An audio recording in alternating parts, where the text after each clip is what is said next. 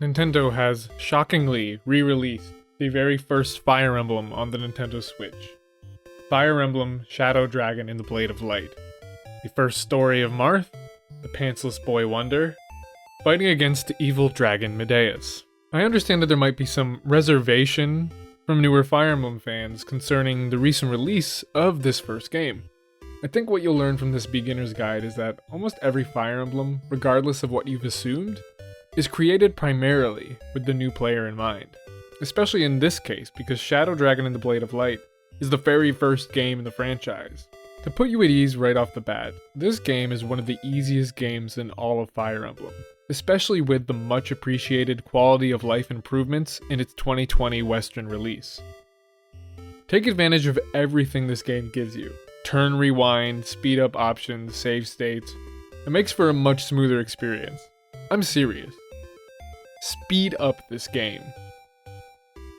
This is a rare chance for Nintendo fans to experience a historic gaming artifact thought to be forever locked to Japan. Also, don't worry, there are more recruitable units than you can know what to do with, ready to step in if something does happen to someone in your main rotation, and you don't feel like restarting a map, as well as a deluge of helpful armories, item shops, and arenas to bolster those units that have fallen behind. We'll get to all of that and more in this video, getting you on your way to defeating Medeus and saving the kingdom of Altea.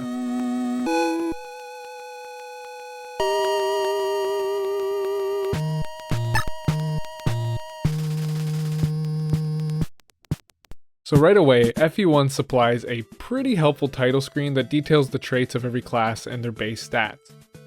What it doesn't tell you is which classes can promote at level 10 and those that cannot. There's almost no flexibility when it comes to promotion in FE1, it just is how it is. I'll start with listing the classes that cannot promote in this game, so you'll have to consider this limitation when prioritizing certain characters. Knights, fighters, pirates, thieves, hunters, ballisticians, bow horsemen, freelancers, manakare, generals, and lords cannot promote or be promoted into, meaning they cannot level up after reaching 20 or change their class at all.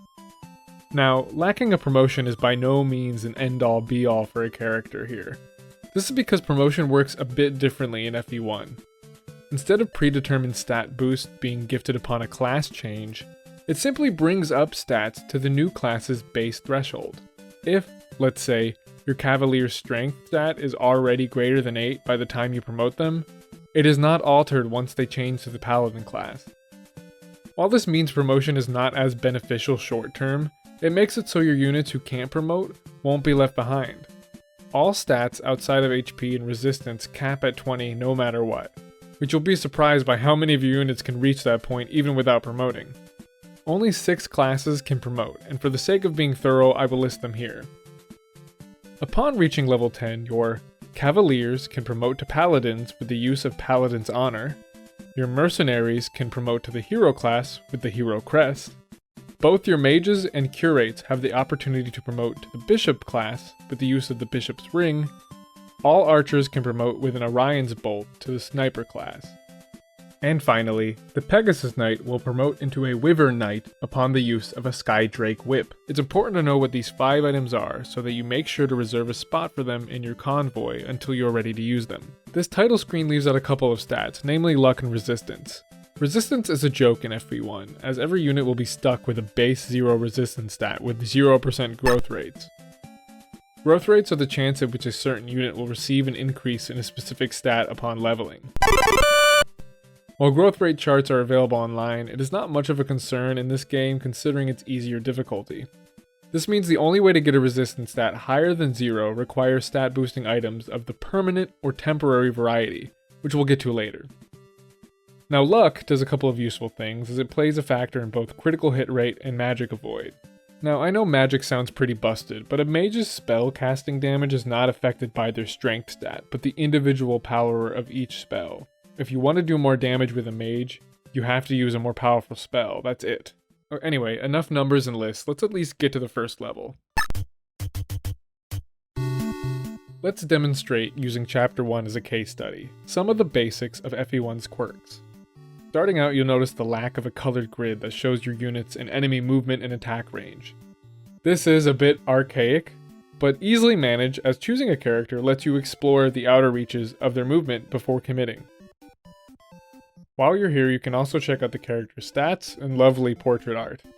When it comes to the enemies, a good old stats check might be in order to calculate their attack range based on their move stat and their weapon equipped. Movement will be affected, depending on the class, by terrain like trees, mountains, and fortresses, but these tiles also provide crucial stat buffs, namely an increase in Void, that should be used to your advantage. Utilize fortresses especially, as they will generate health each turn like in a modern Fire Emblem. Be careful as you move through this first map, because the pirate class can traverse across water tiles too. Just north of Marth is a village, marked by the gates surrounding it, and protecting them should always be a priority, as useful items and units are often your reward. Only Marth can visit a village, but that's not the case for houses, which anyone can visit. Villages have their gates open so hey look, this guy's doing my job for me. Don't make them wait. That's the other thing, check the houses. More often than not, they tell you a lot of these tips and tricks, and much more clearly now that the game's been professionally translated. There's almost always plenty of time to talk to the NPCs, make it a habit. North of the village, surrounded by trees, is the armory, run by this charming demon of a man. You can only buy up to your unit's inventory capacity, which is 4. Make sure you're trading items amongst your crew for who needs them most. You cannot sell items, so trading, storing, or trashing them is the only way to make room in your inventory. I usually buy javelins here to spread amongst my lance wielders, giving them all 1-2 range. Each class determines the type of weapons a unit can wield in battle, so Gordon here, being an archer, has no use of the javelin Marth just traded him. Another limitation on weapon compatibility is the weapon level stat.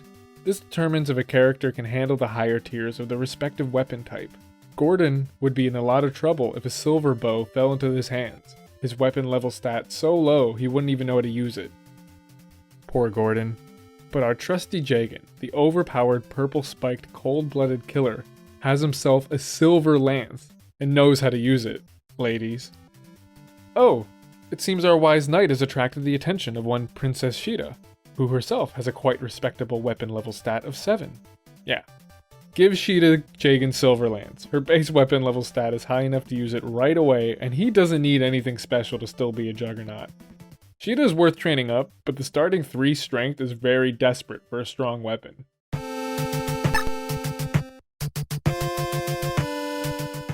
Once you've gotten past the complexities of moving your character, you might stumble into an intense bout.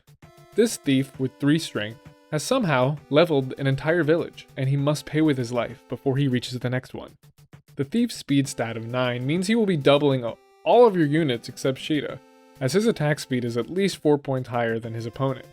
The attack speed involves subtracting your weapon rate from your speed, which heavier weapons like axes and lances, while often more powerful, will inhibit your chance of doubling.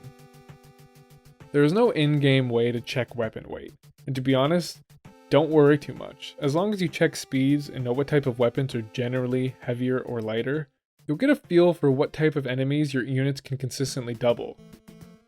If you happen to buy the collector's edition, in the included instruction manual is a chart with each weapon's weight and other helpful info. Fire Emblem 1 predates the series' lauded weapon triangle, as such there is no rock, paper, scissors solution to every battle.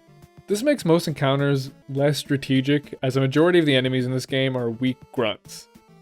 Unlike the later games that further complicate combat with mechanics like skills, authority stars, and affinity, it really is as simple as can be. Obviously, certain units have specific weak points, like a flyer's notorious arrow allergy, as well as certain weapons like the hammer being effective against armored units and, everyone's non-existent resistance stat. You should be able to leverage your mounted and armored units' superior defenses for most of the game, especially in this early section, to help shade your more vulnerable units. Isn't that right, Gordon? Protecting the village in the southwest, near the boss, will have Marth recruiting your first healer, Reese. Use him to heal up before taking on Gazik. We'll talk about healers in a bit, but first, seize your castle.